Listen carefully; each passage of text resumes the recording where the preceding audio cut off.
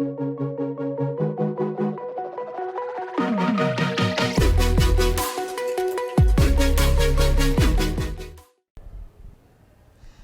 bonsoir, on est de retour au Salon du Livre de Toronto. On continue nos dialogues avec les auteurs et autrices présentes lors de ce 30e anniversaire du Salon. Cette année, on a quelque chose d'assez particulier parce que le Salon a décidé de réunir la majeure partie des auteurs qui pouvaient être disponibles pour venir. Les auteurs qui ont été dans le passé récipiendaires d'un des prix littéraires du Salon. Et on a le bonheur d'avoir avec nous Melchior qui, je ne sais plus quelle année, en tout cas tu vas peut-être nous le dire, où tu étais un des gagnants du prix Dimitriu Vânsanen. Je ne sais pas, non, je pense que c'est quelque chose comme 2005-2006. Oh mon Dieu, ça remonte quand même pas hier. Ah oui, parce que c'est mon premier roman, c'était en 2000. OK. Le deuxième et le troisième m'ont suivi assez rapidement. J'ai aucune idée pourquoi. Parce que après, je me suis rendu compte que une maison d'édition, ça te prend 2 ans ou Avant, 3 des fois, d'avoir une réponse, c'est ça. Donc, ça serait en 2005 ou en 2006. Mais tu te souviens au moins du titre? Le titre, c'était... C'était celui sur la montagne... Non, c'est pas ça? Les morts ne sont pas morts. Oui, les morts ne sont pas morts. Okay. Les morts ne sont pas morts. C'est un beau thème parce que j'ai justement un roman où je parle, pas nécessairement les morts ne sont pas morts, c'est tout ce qu'on savait de la vie après la mort, et quand quelqu'un meurt, il se rend compte que c'est pas tout à fait ça qui se passe. Alors, les morts ne sont pas morts, c'est un petit peu le même entendement, le même principe, je pense. Les morts ne sont pas morts, c'est le titre, hein, du poème le plus connu en Afrique francophone. Ah oui? Ouais, de Birago Diop. Les morts, c'est un poème qui antichrétien d'une certaine façon, parce que il raconte ce que les Africains pensent de la vie après la mort, parce que les morts ne meurent pas. Les morts, ils sont dans le feu. Est-ce que c'est le poème que Bachir Touré avait enregistré?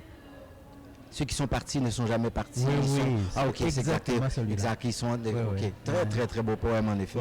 Oui. Mais l'histoire, ça ressemblait à ça. Hein. Oui. L'histoire, c'est un type qui est obsédé par la voix de son père qui est mort. Donc, un Africain qui arrive ici et qui a tendance à devenir totalement canadien. Okay. Et à oublier tout ce qui se passe en Afrique, dans sa famille notamment. Et alors, son père n'est pas d'accord, et son père le lui dit en songe. C'est-à-dire, il le malmène vraiment jusqu'à ce qu'il décide de retourner en Afrique et d'aller voir ce qui se passe, parce qu'il avait décidé de les zapper complètement, parce que ce qui se passe là, il trouvait que c'est illogique, c'était les superstitions, et lui, il se croyait très rationnel, il était en fait, jusqu'à ce que il commence à avoir ce genre de cauchemar, et alors il a commencé à croire que croire que c'était la seule façon de se rétablir en fait. Dormait plus, et bon, c'est ça. Alors sur quoi tu travailles maintenant, Melchior, présentement? Est-ce que tu as un roman ou un écrit en gestation? J'ai un roman en gestation. Il n'est pas loin. Je ne suis pas encore très loin. C'est une... j'écris toujours la même chose en fait.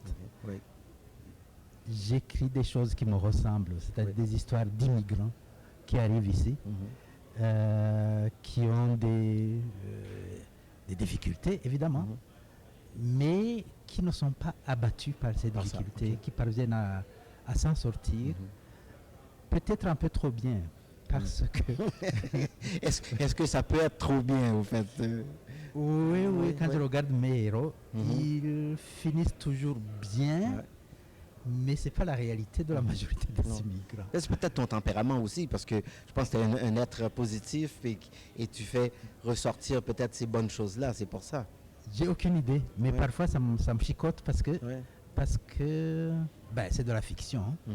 Mais c'est peut-être un peu trop loin de la réalité sauf qu'il n'y a personne qui va lire tous tes livres et voir Exact. qui a cette ressemblance. Mhm, Donc mhm. parfois je me calme, je me dis Est-ce que c'est important pour toi, Melchior, vivant au Canada, de perpétuer l'esprit de ton pays ou l'esprit de l'Afrique et de faire connaître justement cette réalité-là aux lecteurs d'ici? à vrai dire, j'ai pas le choix. OK? Parce que je crois qu'on écrit à partir de son enfance. Mhm, Et mon enfance s'est passée en Afrique. J'écris des choses par nostalgie. Et les expériences les plus marquantes, ce pas les expériences que j'ai ici. mhm. À la base, ce qui m'a marqué, ce qui m'a formé ou déformé, c'est ce que j'ai vécu quand j'étais en Déjà. Afrique. Ah ouais. Et alors, il y a une autre chose. Donc, et ça c'est pas pour les romans seulement, Mhm, c'est même pour les œuvres savantes que j'écris. J'écris sur l'Afrique parce que,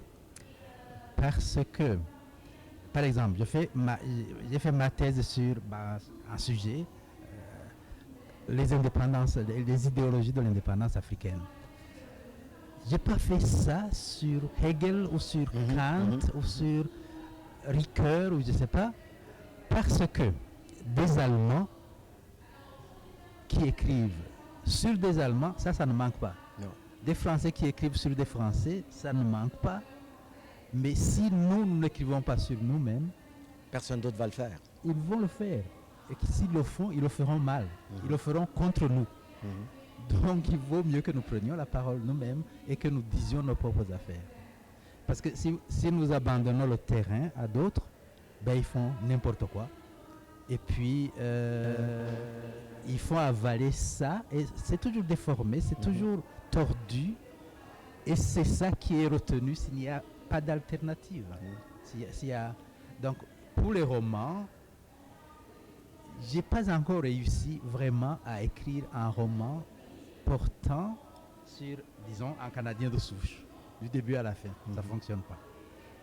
Et puis je me dis, c'est pas nécessaire que je le fasse non plus. Non, c'est vrai. Il y en a d'autres qui le font. En tout cas, ce sont des mots empreints de sagesse. J'espère qu'il y a des écrivains en herbe qui nous écoutent, surtout des écrivains issus de la diaspora afro-descendants ou peu importe du Canada. Parce que notre histoire, il faut que nous commençons par le raconter davantage et non pas laisser le choix aux autres de le faire pour nous. Oui, absolument. Tout à fait. En tout cas, c'est comme ça que je vis ma vie d'écrivain ou de romancier, ou ma vie d'intellectuel tout court, ma vie d'intellectuel tout simplement, parce que j'ai pas fait exprès, c'est après coup quand tu regardes que tu vois, donc moi je n'ai fait que ça, c'est-à-dire je n'ai tracé qu'un seul sillon. Mhm. Et d'ailleurs, ce que tu vois, quand je suis arrivé ici, assez rapidement, j'ai eu un emploi comme professeur. Et là, quand tu es prof à l'université, il y a un impératif, publish or perish. Mhm. Donc, j'ai écrit beaucoup Des textes. savants, Ouais, c'est ça. d'essais. Oui. Ok. Mais quand je regarde les livres que j'ai publiés, la majorité c'est sur l'Afrique. Oui. La majorité. Et puis les romans, j'ai suivi le même pli. c'est pas sur l'Afrique, disons. En fait, c'est à Califourchon, sur l'Atlantique. Oui, ça je disais, tiens, juste quand j'ai été récipiendaire du prix du livre de Toronto, du salon de Toronto, je pense que j'ai dit que je me sens comme quelqu'un qui a les jambes écartées. J'ai un pied en Afrique et un pied ici. Et donc, et ça se voit dans les paysages, dans les personnages. Ils sont à la fois ici et en Afrique en général.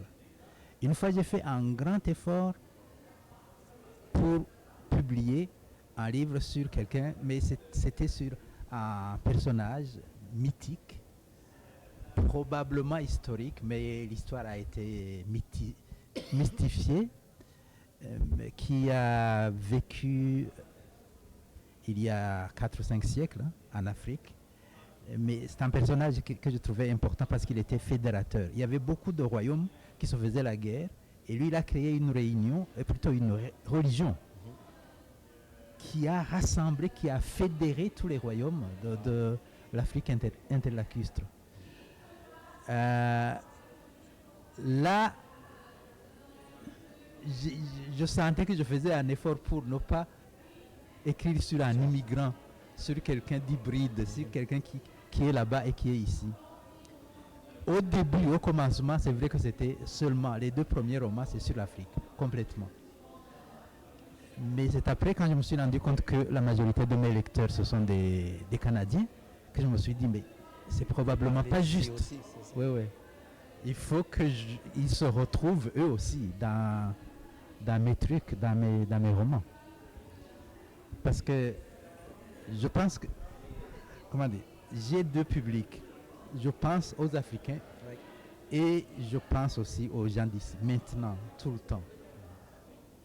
Et je crois que c'est parce que je me suis rendu compte qu'on n'est quand même pas lu beaucoup en Afrique ou en Haïti, ou je ne sais pas si nos lecteurs se trouvent ici. Tout à fait. Ouais, ouais. Il faut leur faire comprendre puis aussi vivre cette réalité-là. Ouais, ouais. Alors, merci beaucoup, Melchior. C'était un plaisir de te rencontrer de nouveau au Salon du Livre. On se voit par Zoom interposé. Ouais. Mais c'est jamais pareil quand on se voit en Ouais. face à face. Ouais. Allez, bon salon. Merci de la surprise. Oui.